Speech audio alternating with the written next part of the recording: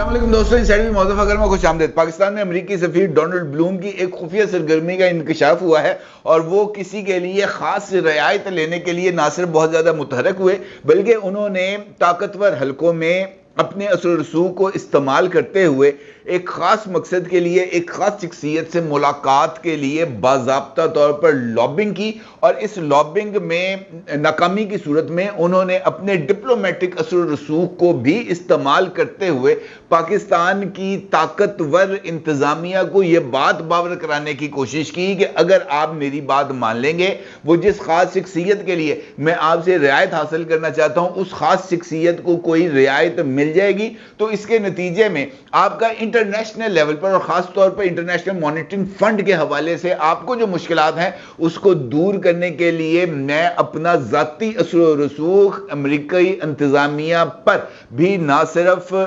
उसको इस्तेमाल करूंगा बल्कि आपके लिए कुछ रियायतें लेके आने के भी कोशिश करूंगा। इस एक मुलाकात के लिए डोनाल्ड ब्लूम साहब की जो काविशें थी, जो कोशिशें थी, उसके नतीजे में जो लॉबिंग थी, उसको किसी भी तौर पर ताकतवर हलकों की तरफ से पसंदीदगी की नज़र से नहीं देखा गया और इन तमाम राब्तों और कोशिशों की वजह से डोनाल्ड ब्लूम साहब को सर्द मोहर यानी एक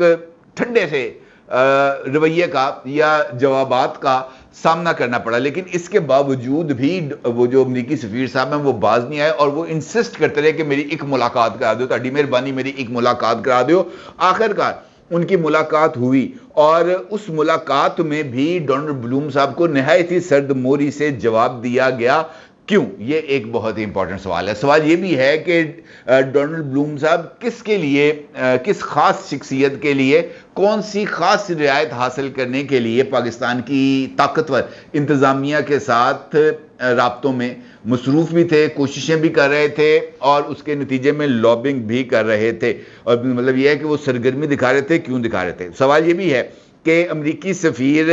ये जो मुलाकात करना चाह रहे थे, ये किसके साथ मुलाकात करना चाह रहे थे और इस मुलाकात में वो कौन सी ऐसी फेवर थी जो वो हासिल करना चाह रहे थे। सवाल ये भी इम्पॉर्टेंट है कि उस शख्सियत ने इस मुलाकात में जो उनको जवाब दिया वो क्या जुबानी कलामी जवाब था या उसके साथ उनको कुछ और एविडेंस भी दिए गए जिसने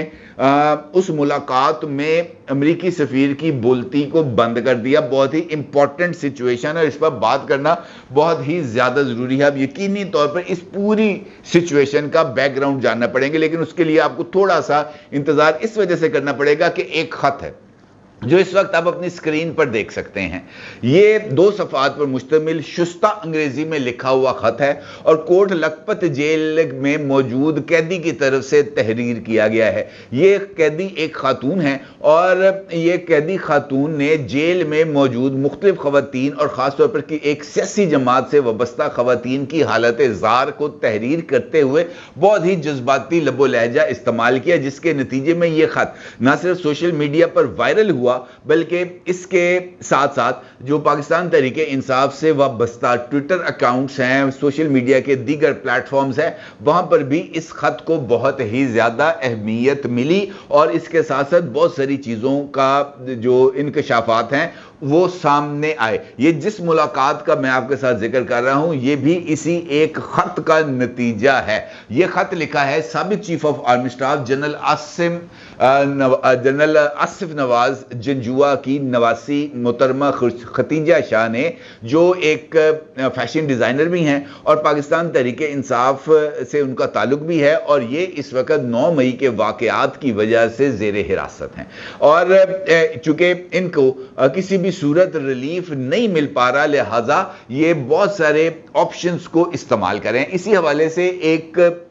सोशल मीडिया पोस्ट वायरल है जिसमें 9 मई के दिन खतीजा शाह साहिबा अपनी गाड़ी में सवार हैं और वो गाड़ी ड्राइव कर रहे हैं और उनकी गाड़ी की छत पर मौजूद हैं अंदलीब अब्बासी साहिबा, जिन्होंने हाल ही में इस्तेहकाम पाकिस्तान पार्टी को ज्वाइन किया है और उसमें भी इस सवाल को बार बार उठाया जा रहा है कि वो जुर्म जो खतीजा शाह ने किया और वो जुर्म जो अंदलीब अब्बास ने किया, ये दोनों जुर्म सेम है, यानी 9 मई। और लेकिन इन दोनों के साथ जो सलूक हैं ये एक दूसरे से बिल्कुल अलग हैं, जिसके नतीजे में ये बात اسٹیبلش کرنے کی کوشش کی کہ جو لوگ استحکام پاکستان پارٹی میں جاتے ہیں ان کے گناہ معاف ہو جاتے ہیں، اور جو لوگ اپنی پوزیشن پر موجود رہتے ہیں، اپنے موقف پر قائم رہتے ہیں، ان کو کسی بھی صورت کوئی ریلیف نہیں ملتا۔ اور ختیجہ شاہ بھی عمران خان کی سپورٹ میں کل بھی موجود تھیں اور وہ آج بھی موجود ہیں۔ آپ یقینی طور پر سوچ رہے ہوں گے کہ جناب یہ جو گفتگو میں نے کی امریکی سفیر، یہ ختیجہ شاہ کیسے نکل آئی؟ اس خط اور ختیجہ شاہ کا تعلق بھی امریکی سفیر کے ساتھ جا کر جڑتا ہے، اور یہاں پر وہی ٹوسٹ ہے جو بہت ہی زیادہ معنی خیز ہے۔ آپ کو شاید اس بات کا علم ہو کہ ختیجہ شاہ ایک فیشن ڈیزائنر بھی ہیں اور عمران خان کی سپورٹر بھی ہیں۔ عمران خان اس وقت بہت سارے ممالک کے لیے بہت ہی زیادہ اہمیت کے حامل بن چکے ہیں اپنے اینٹی اسٹیبلشمنٹ سٹینس کی وجہ سے، اور ان کے لیے مختلف جگہوں سے ریلیف حاصل کرنے کی کوششیں بھی کی جا رہی ہیں۔ مختلف ممالک کے، خاص طور پر عرب ممالک کے جو سفراء ہیں، ان کے ساتھ ملاقاتیں اور ان کے ساتھ رابطوں کی اطلاعات بھی ماضی میں منظر عام پر آتی رہی ہیں، اور اس حوالے سے بشرا بی بی صاحبہ کی سرینا ہوٹل میں ایک قطری سفیر کے ساتھ ہونے والی ملاقات بھی میڈیا کی زینت بنتی رہی تھی، اور اس ملاقات کا نتائج بھی کچھ زیادہ اچھے اس وجہ سے نہیں آئے تھے کہ عمران خان کی ذمہ داری تو انہوں نے بڈھی نہیں سی لے رہی، تو قطری سفیر کہاں سے لیتے، لہٰذا اس معاملے کو ٹھپ کر دیا گیا۔ لیکن اس کے باوجود انٹرنیشنل لیول پر عمران خان کے لیے جو سپورٹ ہے اس کو اس وقت کے حالات میں، جب یہ بات بڑی واضح انداز میں نظر آ رہی ہے کہ عمران خان کے جرائم پر، مبینہ جرائم پر پردہ پوشی نہیں کی جا رہی، اور ریاست اپنی پوری طاقت کے ساتھ عمران خان کو خاص طور پر 9 مئی کے واقعات میں کسی بھی صورت کوئی ریلیف دینے کے لیے تیار نہیں ہے، تو پھر وہ لابیز جو انٹرنیشنل لیول پر عمران خان کے لیے کام کر رہی تھیں، ان کا متحرک ہونا بھی ضروری تھا، اور ان کے لیے اور ان کے ذریعے بہت سارے اور لوگ بھی متحرک ہوئے تاکہ اسٹیبلشمنٹ کے اوپر دباؤ ڈالا جائے۔ امریکی سفیر ڈونلڈ بلوم صاحب کی سرگرمی 2 وجہ سے بہت زیادہ امپورٹنس کی حامل ہے۔ ایک، عمران خان ماضی میں اینٹی امریکن سینٹیمنٹس کو ابھارنے میں بہت ہی زیادہ ایکٹیو انہوں نے رول پلے کیا تھا۔ سائفر کو لے کر انہوں نے امریکہ مخالف جذبات کو بہت ہی زیادہ دوام بخشا تھا، اور پھر اس کے بعد جب انہوں نے جو فائدے حاصل کرنے تھے وہ کر لیے، تو امریکہ کے ساتھ سوری کیمپین کا بھی آغاز کیا، اور اس کے ساتھ امریکہ کو راضی کرنے کے لیے بہت ہی زیادہ اقدامات کیے، اور امریکہ کو اس ساری صورتحال سے بڑی ذمہ قرار دیتے ہوئے یہ کہا کہ سائفر تو امریکہ نے نہیں بھیجا تھا، بلکہ اسد مجید خان نے باجوہ کو بھیجا تھا تاکہ جنرل باجوہ جو ہے وہ میرے خلاف کیمپین چلا سکے۔ عجیب و غریب مخبوط الحواسی کا عمران خان نے مظاہرہ کیا۔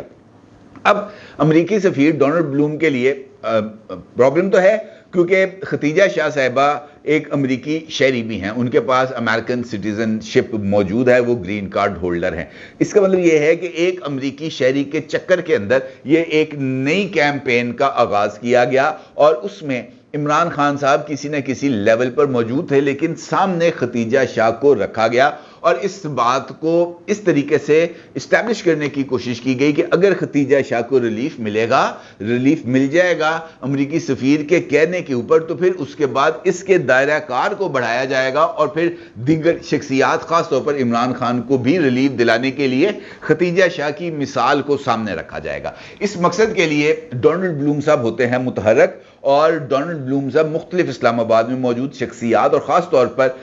اسٹیبلشمنٹ سے وابستہ شخصیات کے ساتھ رابطے کی کوشش کرتے ہیں، اور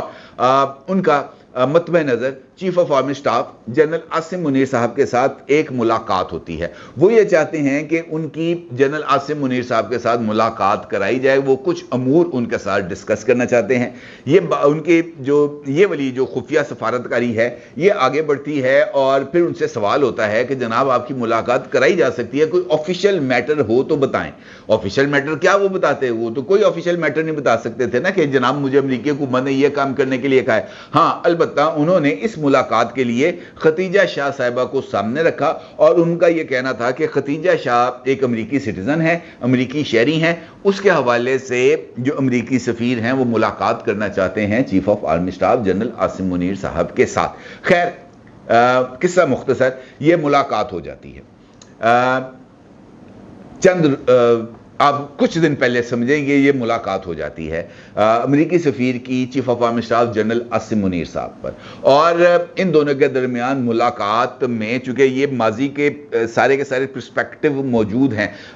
رابطے موجود ہیں، ہر ایک چیز کا چیف آف آرمی اسٹاف کو علم تھا کہ کس کس بندے کے ذریعے رابطہ کیا گیا، کیسے رابطہ کیا گیا، کیسے انفلوئنس کیا گیا، کیسے دباؤ ڈالنے کی کوشش کی گئی، کیسی ترغیبات دی گئیں، یہ ساری کی ساری چیزیں ان کے پاس پہلے سے ہی یہ علم موجود تھا۔ یہ ملاقات ایک سرد ماحول کے درمیان ہوئی جس میں امریکی سفیر نے اپنے شہری کے لیے chief of army staff general Asim Munir صاحب سے رعایت طلب کرنے کی کوشش کی، اور ان سے کہا کہ امریکہ یہ چاہتا ہے کہ ختیجہ شاہ صاحبہ کو ان کے حوالے کر دیا جائے تاکہ وہ اپنے ملک واپس جائیں اور وہاں پر جا کر اپنی سرگرمیاں پوری کریں۔ امریکی شہری کا پاکستان کے اندر ٹرائل نہیں ہونا چاہیے اور نہ ہی ہو سکتا ہے۔ اس طرح کی انہوں نے کچھ سفارتی جو استثناء ہیں وہ شاید حاصل کرنے کی کوشش کی، جس پر چیف آف آرمی اسٹاف نے ان کو جواب دیا کہ یہ ممکن ہی نہیں ہے۔ ختیجہ شاہ اگر امریکی شہری ہیں تو اس کے ساتھ ساتھ ان کے پاس پاکستانی نیشنلٹی بھی موجود ہے، اور دوسری بات یہ ہے کہ ختیجہ شاہ ایک ایسے خانوادے سے تعلق رکھتی ہیں جو پاکستان آرمی کے ڈسپلن اور پاکستان آرمی کے جو